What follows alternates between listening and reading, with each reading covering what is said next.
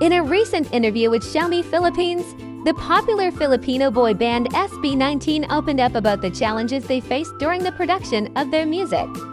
When asked which of their songs was the most difficult to create, the group unanimously agreed that their hit track, What Was the Most Challenging?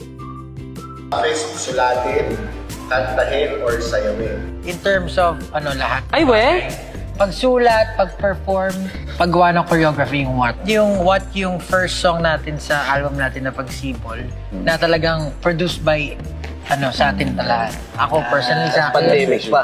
Pandemic pa, tapos kayo nag-choreograph.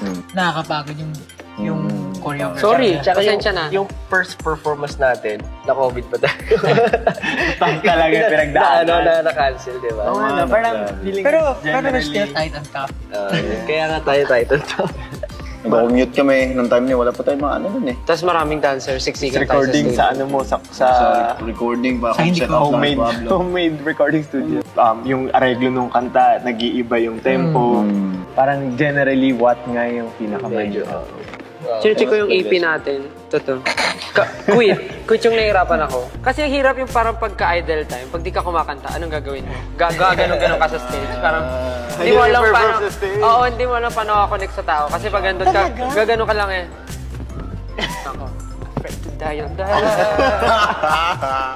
Ayoko mamatay. Titingin ka lang sa taas. Titingin. Try mong i-feel. Pipili mo na, tapos pikit ka na lang. Minsan patay mali siya, parang...